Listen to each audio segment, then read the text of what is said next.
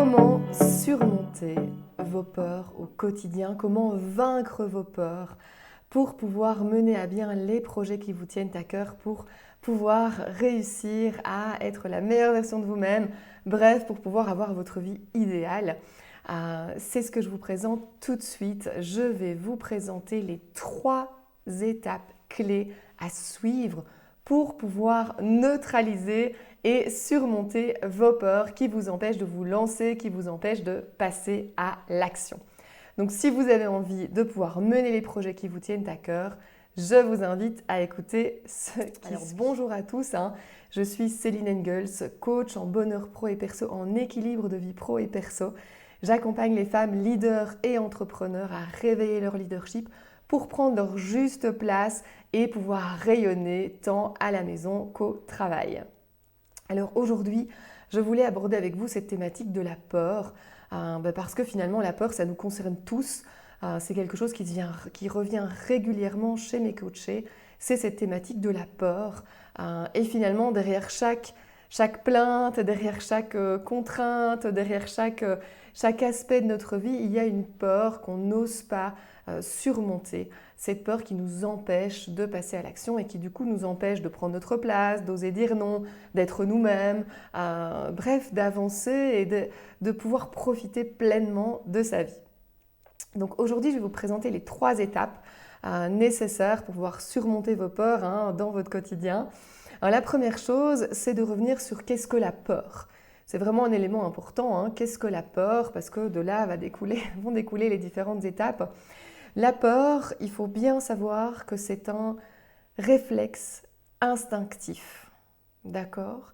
C'est avant tout notre instinct naturel qui vient nous dire « ouïe, ouïe, ouïe, il y a quelque chose d'inconnu, je ne sais pas le gérer ».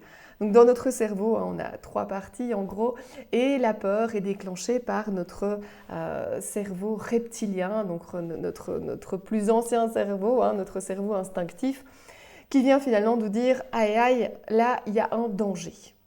Alors cette peur, donc c'est une réaction physique du coup qui nous dit qu'il y a un danger, et c'est grâce à cette peur que l'espèce humaine est toujours là aujourd'hui, parce que si nous n'avions pas eu peur, si nous n'avions pas eu notre instinct pour nous prévenir des dangers, nous serions probablement une espèce éteinte. Sauf qu'aujourd'hui, cette peur n'a plus vraiment de raison d'être, dans le sens où aujourd'hui, il y a environ 7-8% des peurs qui sont réelles, donc qui présentent un réel danger pour votre vie. Mais donc, ça veut dire qu'il y a 92, 93, 92, 93% des peurs qui sont complètement irrationnelles. Ça veut dire que quand vous avez peur, par exemple, de prendre la parole en public, quand vous êtes en réunion et que vous avez peur de prendre la parole, vous n'allez pas vous faire manger par un lion dans la salle. On est d'accord ? Du coup, ça veut dire que cette peur instinctive qui vient de votre cerveau reptilien n'a plus lieu d'être. Qu'est-ce qui se passe ? Ce sont des scénarios catastrophes, des pensées négatives qui émergent et qui vous font avoir peur, qui vous empêchent de prendre la parole, par exemple dans cet exemple de prise de parole lors d'une réunion. Alors l'idée, ça va être de pouvoir revenir sur ces pensées irrationnelles et pouvoir, au travers des 3 étapes que je vais vous expliquer, pouvoir surmonter vos peurs. Voilà un petit peu le programme de cette vidéo. Je rappelle de vous abonner à la chaîne pour pouvoir recevoir les nouvelles vidéos. N'hésitez pas à mettre un pouce bleu si vous appréciez ce que je suis en train de vous expliquer. Alors du coup, comme je reviens sur le schéma pour pouvoir vous expliquer les différentes étapes, à partir du moment où ces peurs émergent, ces peurs qui donc sont irrationnelles, d'accord ? L'idée, ce sont des pensées automatiques qui arrivent et on a distingué 4 grands types de pensées négatives qui émergent et qui vous empêchent de passer à l'action, ces pensées qui vous paralysent. Les premières, ce sont les pensées barrières, comme on appelle ça. Et donc finalement, vous allez imaginer tous les obstacles qui peuvent se dresser devant vous pour pouvoir passer à l'action. Ça, c'est une des 4 tendances des pensées négatives qui émergent et qui vous paralysent.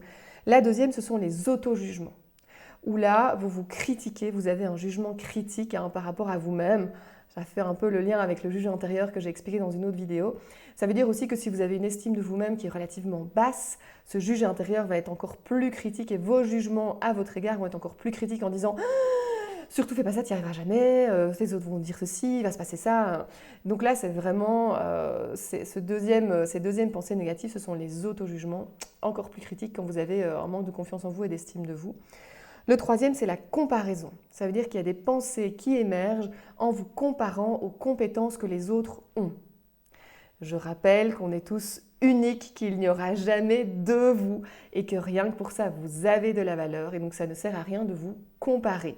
D'accord? Parce que votre histoire, vos vécus, vos compétences, votre expérience, votre savoir, tout fait que vous êtes unique et donc il faut pouvoir comparer des pommes et des poires, ce qui n'est pas toujours possible quand on est dans de l'irrationnel et qu'on cherche à se comparer aux autres. D'accord? Et enfin, le quatrième type de pensée qui émerge et qui vous empêche de passer à l'action, ces pensées négatives, ce sont toutes les prédictions. Ça veut dire que ce sont, comme je disais tout à l'heure, tous ces scénarios catastrophes qui, selon vous, vous amènent d'office droit à l'échec. Non. La question que vous pouvez vous poser quand ces pensées négatives arrivent, c'est de vous dire est-ce que je suis à 100% sûre d'échouer? Et en général, la réponse, c'est non. Donc, première étape, du coup, dans ce processus pour surmonter vos peurs, c'est d'identifier de quel type de pensée négative il s'agit. Quels sont votre réflexe, quelles sont ces pensées négatives qui émergent et qui vont vous paralyser. Première étape, identifier les pensées négatives. Soit les barrières, les auto-jugements, les prédictions ou la comparaison. La deuxième étape, comme je le disais, ça va être de pouvoir reprendre le contrôle. Comme il s'agit de pensées rationnelles, irrationnelles, l'idée, ça va être de prendre de la distance. Pour ça, l'étape ici, c'est de pouvoir visualiser dans votre mental, de faire cette phrase. Donc si c'est par exemple « je n'y arriverai jamais, je ne suis pas compétente », vous imaginez cette phrase, vous la visualisez mentalement et alors vous allez vous amuser à changer les lettres, mettre de la couleur, mettre en plus gros, l'écrire comme sur un graffiti, l'écrire sur une boîte de pancakes, l'écrire sur une boîte de, je sais pas moi, de cornflakes, c'est ça que je voulais dire, sur un pot de lait par exemple, mais c'est d'imaginer cette phrase pour arriver à prendre distance avec elle et la dédramatiser. Vous pouvez également chanter. Je n'y arriverai jamais, je ne suis pas compétente. Et en fait, rien que le fait de le dire, vous vous dites, mais enfin, c'est ridicule en fait. Cette pensée est complètement ridicule. Plus vous allez arriver à prendre de la distance et à la dédramatiser, plus vous allez reprendre le contrôle sur cette pensée.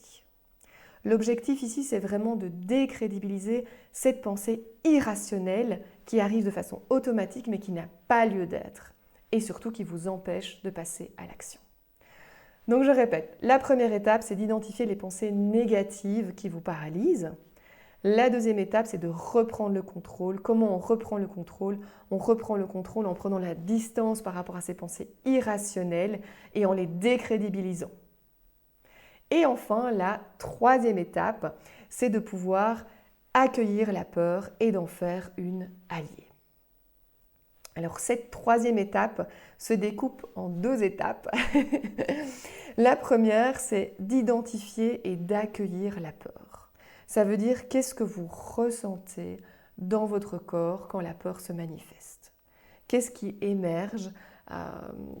Comment vous le ressentez en fait? Plus vous allez être conscient de ce qui se passe au niveau de votre corps, quand la peur émerge, plus vous allez pouvoir l'anticiper et du coup répondre à cette peur, la prendre en compte, l'accueillir, en faire une alliée, plutôt que d'y réagir et de vous laisser être paralysé par celle-ci. Et donc là, mon conseil, c'est vraiment d'écouter les différentes sensations que vous avez dans votre corps. Des picotements, la gorge qui se noue, la transpiration, une agitation corporelle. Voilà, dès que vous ressentez ça, boum, vous savez que la peur est là et donc vous avez tout intérêt à l'accueillir pour pouvoir ne pas vous laisser submerger par celle-ci.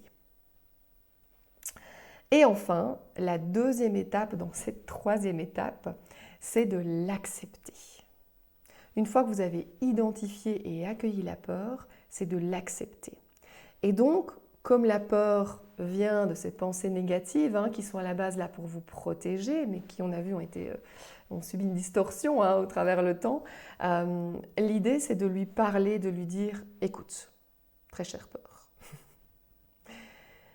je sais que tu es là pour me protéger, mais ne t'inquiète pas, tout va bien se passer. » Parce qu'elle est là. De toute façon, la peur est là, vous ne pourrez pas la contrôler, c'est un réflexe automatique, comme je vous l'ai expliqué tout à l'heure. Mais comme elle est là maintenant, il faut l'accueillir. Vous vous en faites une alliée, vous échangez, vous discutez avec elle, ça dédramatise et surtout, ça vous permet vraiment de reprendre le contrôle. Et donc, vous lui parlez. Tout ira bien, tout va bien se passer. C'est un moyen également pour vous de de faire descendre la pression. Vous respirez 3 grandes fois, le but ici, c'est pas de revenir sur comment faire, mais vous respirez 3 fois, parce qu'au travers du corps, vous allez calmer vos sensations, vous allez reprendre le contrôle au travers de votre respiration, vous échangez avec votre peur, et du coup, vous vous calmez. Le processus ici, il est très simple. Vous identifiez les pensées négatives qui vous paralysent, vous reprenez le contrôle, vous accueillez la peur. Voilà les 3 étapes que je vous propose ici pour pouvoir vaincre vos peurs au quotidien. Il s'agit surtout de les dédramatiser, de prendre du recul par rapport à ces scénarios imaginatifs, de pouvoir les décrédibiliser pour ne pas vous laisser paralyser par la peur. Et une fois que vous avez suivi ces 3 étapes, vous pouvez en toute conscience passer à l'action. Maintenant, il y a tout encore un volet sur la confiance en soi, sur le fait d'oser passer à l'action par rapport à ça, vos croyances limitantes. Voilà, mais ça, ce sera l'objet d'une autre vidéo. Je vous invite à tester du coup ces 3 étapes pour pouvoir vaincre vos peurs au quotidien. N'hésitez pas à me dire en commentaire si vous avez essayé, si ça marche, que ça vous a apporté. Moi, ça me permet aussi de savoir quel autre type de sujet je peux aborder avec vous. Et voilà, du coup, je vous invite à tester et passez à l'action, lancez-vous, n'oubliez pas que la peur disparaît dans l'action. Mais voilà, donc je vous dis à très bientôt pour une nouvelle vidéo.